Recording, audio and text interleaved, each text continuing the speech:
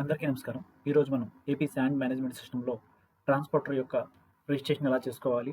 Registration అయిపోయిన తర్వాత transporter యొక్క వెహికల్స్‌ని ఎలా యాడ్ చేసుకోవాలి? డ్రైవర్స్‌ని ఎలా యాడ్ చేసుకోవాలి? అలాగే వారి యొక్క ఇన్‌చార్జెస్‌ని ఎలా యాడ్ చేసుకోవాలి? ఈ వీడియో ద్వారా తెలుసుకుందాం. ముందుగా ట్రాన్స్‌పోర్టర్‌గా రిజిస్టర్ అవ్వాల్సిన వాళ్ళు గమనించాల్సిన విషయం ఏంటంటే, ఈ ఏపీ శాండ్ మేనేజ్మెంట్ సిస్టమ్‌లో మీ యొక్క వెహికల్‌ని రిజిస్టర్ చేసుకునే ముందు మీ యొక్క వెహికల్స్‌ని ఏపీ మైనింగ్ డిపార్ట్మెంట్‌లో మీరు వెహికల్ రిజిస్ట్రేషన్ చేయించాలి. అదేవిధంగా మీ యొక్క వెహికల్స్‌కి జీపీఎస్ ట్రాకర్ బిగించి దాని యొక్క వివరాలను కూడా అందులో పొందుపరచాలి. సో, ఆ విధంగా మీ 2 వివరాలు అక్కడ పొందుపరిచిన ఎడల మీరు ఏపీ శాండ్ మేనేజ్మెంట్ సిస్టమ్‌లోకి రిజిస్టర్ చేసుకుంటే మీ యొక్క వెహికల్ వివరాలు ఇక్కడ డిస్‌ప్లే చేయడం జరుగుతుంది. సో, ఆ విధంగా మీ వెహికల్స్‌ని ముందుగా ఏపీ మైనింగ్ డిపార్ట్మెంట్‌లో రిజిస్టర్ చేసి తద్వారా ఏపీ శాండ్ మేనేజ్మెంట్‌లోకి మీ యొక్క వివరాలను నమోదు చేసుకోవాలి. సో, ఆ విధంగా చేసుకోకపోతే మీరు ఇక్కడ ఏపీ శాండ్ పోర్టల్‌లో మీ వివరాలను నమోదు చేసినా కూడా దానికి ఎటువంటి ఫలితం కూడా ఉండదు. దయచేసి ట్రాన్స్‌పోర్టర్స్ ముఖ్యంగా ఇది గమనించాలి. సో, మనం ఏపీ శాండ్ మేనేజ్మెంట్ సిస్టమ్‌లో ట్రాన్స్‌పోర్టర్‌గా ఎలా రిజిస్టర్ అవ్వాలి? sand.ap.join అని గూగుల్‌లో సెర్చ్ చేసిన తర్వాత మనకి ఏపీ శాండ్ మేనేజ్మెంట్ సిస్టమ్ అనే అప్లికేషన్ ఇలా డిస్‌ప్లే అవుతుందండి. సో, అందులో ఫస్ట్‌గా ఇక్కడ చూస్తే మీకు రిజిస్ట్రేషన్స్ ఉంటాయి. రిజిస్ట్రేషన్‌లో మనకి general registration, bulk registration, transporter registration. So, మనం ట్రాన్స్‌పోర్టర్ రిజిస్ట్రేషన్ తీసుకుందామండి. సో, ఇలా క్లిక్ చేయగానే ముందు మనకి వివరాలైతే ఇలా వస్తాయి. అంటే transporter registration, basic details. So, ఇక్కడ చూసుకుంటే మీకు ఫస్ట్ మీకు కొన్ని సూచనలు కూడా ఇక్కడ రైట్ సైడ్ మీకు లెఫ్ట్ సైడ్ ఇవ్వడం జరిగిందండి. సో, ఇక్కడ ఇది చదివిన తర్వాత ఇక్కడ చూసుకుంటే మీకు బేసిక్ డీటెయిల్స్ అడుగుతున్నాం. ఇందులో రిజిస్ట్రేషన్ టైప్ అన్నారు. సో, మొదటగా ఇండివిడ్యువల్ అలాగే ఏజెన్సీ.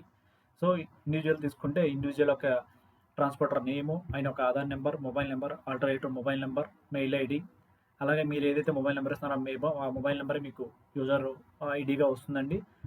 ఎవరైతే ట్రాన్స్‌పోర్ట్ ఉన్నారో వారి యొక్క డిస్ట్రిక్టు, సరే వారి యొక్క అది మండలంలో ఉంటున్నారా లేకపోతే మున్సిపాలిటీలో ఉంటున్నారా దానికి సంబంధించిన వివరాలను ఇక్కడ పొందుపరిచిన తర్వాత మీ యొక్క ఆధార్ కార్డ్ ఏదైతే ఇమేజ్ ఉంటుందో దాన్ని అప్లోడ్ చేయాలి.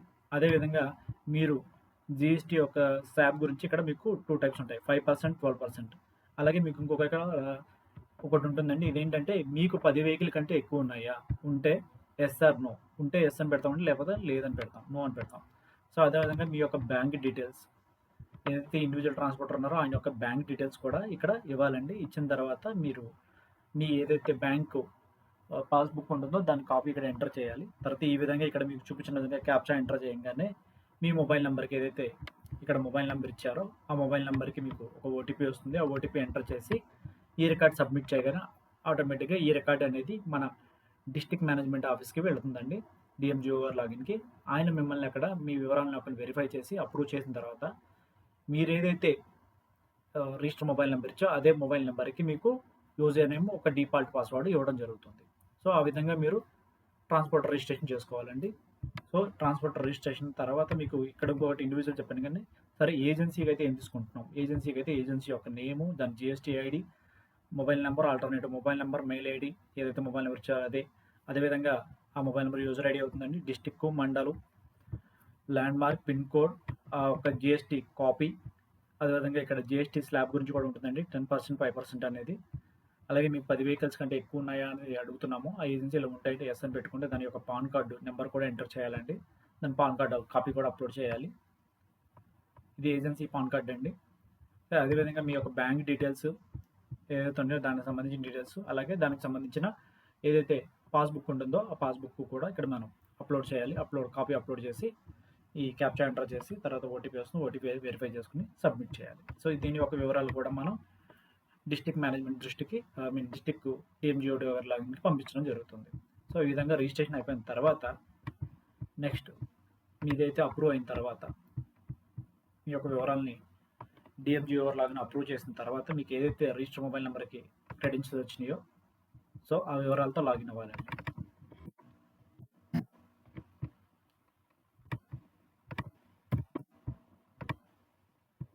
లాగిన్ అయిన తర్వాత మీకు ట్రాన్స్‌పోర్టర్‌లో కనిపించే మెయిన్ హోమ్ స్క్రీన్ ఇదండి ఫస్ట్. సో, ఇక్కడ చూసుకుంటే మీకు మాస్టర్స్ అని ఉంటుంది. సో, మాస్టర్ మీద క్లిక్ చేయగానే ఫస్ట్ మీకు వెహికల్, డ్రైవరు, అలాగే ట్రాన్స్‌పోర్టర్ ఇన్‌చార్జెస్, సరే వెహికల్ మ్యాపింగు, అలాగే వెహికల్ జీపీఎస్ చెక్. సో, ఇట్లా ఉంటుంది. హోమ్ స్క్రీన్ ఇదండి. మీకు సంబంధించిన కొన్ని కీ పాయింట్స్ అంటే ఇక్కడ చూపించడం జరిగింది. సో అవి చదువుకున్న తర్వాత మీరు ముందు మాస్టర్స్లో వచ్చి ఫస్ట్ వెహికల్స్ క్లిక్ చేయండి. క్లిక్ చేయగానే ఫస్ట్ మీకు ఇక్కడ add option, add vehicle details అని కనపడతాయి. సో ఇక్కడ మీరు ఏదైతే ఫస్ట్ వెహికల్ ఏదైతే మీకు ఇందాక చెప్పినట్టుగా మన మైనింగ్ డిపార్ట్మెంట్లో ముందుగా రిజిస్టర్ అవ్వాలండి. రిజిస్టర్ అవ్వకపోతే ఇక్కడ అలౌ చేయదు. సో ఈ విధంగా మీరు ఏదైతే వివరాలు ఇచ్చారో ఆ వివరాలు ఇక్కడ చూసుకుంటే ఆ వెహికల్ నెంబర్ ఒక ఇచ్చి గెట్ కొట్టంగానే మీకు ఇక్కడ డేటా వస్తుందండి. సో ఇక్కడ చెక్ బాక్స్ మీద క్లిక్ చేసి సబ్మిట్ బటన్ కొట్టగానే ఆటోమేటిక్గా రికార్డ్ అనేది సబ్మిట్ అవుతుంది, అంటే ఈ వెహికల్ అనేది ట్యాగ్ అవుతుంది. సో అలా ఒకవేళ ఇన్ కేస్ మీరు మీ రిజిస్టర్ ఏదైతే వెహికల్ నెంబరు మీ ఏపీ మన మైనింగ్ పోర్టల్లో రిజిస్టర్ చేయకుండా ఇక్కడ ఎంట్రీ చేస్తే ఇట్లా మీకు ఎర్రర్ అనేది చూపిస్తుంది జరుగుతుంది. ఎర్రర్ అంటే దయచేసి ఇసుక పోర్టల్లో మీ వాహనాన్ని రిజిస్టర్ చేయవలసిందిగా కోరుచున్నాము. సో ఇక్కడ ఈ ఎర్రర్ అయిపోయిన వెంటనే మీరు మీ వెహికల్ అయితే రిజిస్టర్ చేయాలి. సో ఇలా ఏదైతే ఉంటుందో అది మీకు వెహికల్ యాడ్ అవుతుందండి. అనంతరం మీ యొక్క డ్రైవర్, సో మీ డ్రైవర్ని ఎవరినైతే అసైన్ చేసుకుంటున్నారో వారి యొక్క వివరాలను ఇందులో ఎంటర్ చేయాలండి. వారి యొక్క లైసెన్స్ నెంబర్, ఇక్కడ ఆ డ్రైవర్ లైసెన్స్ సంబంధించి ఏపీఆ, టీఎస్పీఆ, ఎన్పిఆ అనే టైప్ సెలెక్ట్ చేసుకోవాలండి. Driver name, mobile number, alternative mobile number, Aadhaar number, mail ID, వారి యొక్క డిస్టిక్, మండలు, విలేజ్ అన్ని వివరాలు ఎంట్రీ ఇచ్చి సబ్మిట్ చేయగానే ఆటోమేటిక్గా డ్రైవర్ అయితే సబ్మిట్ అవుతాయి. అలాగే ట్రాన్స్పోర్టర్ యొక్క ఇన్ఛార్జెస్, ఎవరైతే మనకి ట్రాన్స్పోర్టర్స్ ఉన్నారో అది ఇండివిజువల్ కానీ అలాగే అదేవిధంగా ఏజెన్సీ వాళ్ళు కానీ వారికి కొన్ని పాయింట్స్లో వాళ్ళని ట్రాన్స్పోర్టర్స్ ఇన్ఛార్జ్ని సెలెక్ట్ చేసుకుంటారండి. సో మీరు ఆ ఇన్ఛార్జ్ని ఎవరైతే ఇవ్వాలనుకుంటున్నారో వారి యొక్క వివరాలని ముందు యాడ్ ఇన్ఛార్జ్ బటన్ మీద క్లిక్ చేయాలి. ఇన్ఛార్జ్ ఆఫీసర్ నేమ్ ఇవ్వాలి, mobile number, alternative mobile number, అలాగే ఆధార్ నెంబర్, మీరు ఏదైతే స్టాక్ అయినా యాడ్ చేయాలనుకుంటున్నారో ఆ స్టాక్ ఐడి. సో ఆటోమేటిక్గా మీకు ఏదైతే ఇక్కడ డిస్టిక్ ఉంటుందో ఆటోమేటిక్గా ఫ్రీజ్ అయిపోతుందండి. దానికి సంబంధించిన ఇక్కడ మండల్స్ ఆ వివరాలన్నీ కూడా ఇచ్చి సబ్మిట్ చేయాలి. సో సబ్మిట్ చేయగా ఆటోమేటిక్గా స్టాక్ ఇన్ఛార్జ్ అనే అతను ఇక్కడ అసైన్ చేయబడుతుంది. అలాగే వెహికల్ మ్యాపింగ్ అండి. వెహికల్ మ్యాపింగ్ అంటే మీకు వచ్చేసరికి మీరు ఏదైతే అక్కడ రిజిస్టర్ అయ్యారో సో ఆ వెహికల్ అనేది ఇక్కడ మ్యాప్ చేసుకోవాలండి. సో ప్రజెంట్ ఇక్కడ రికార్డ్స్ లేవు, మీకు పీపీటీలో ఇవ్వడం జరిగింది వెహికల్ ఎలా మ్యాప్ చేసుకోవాలనేది.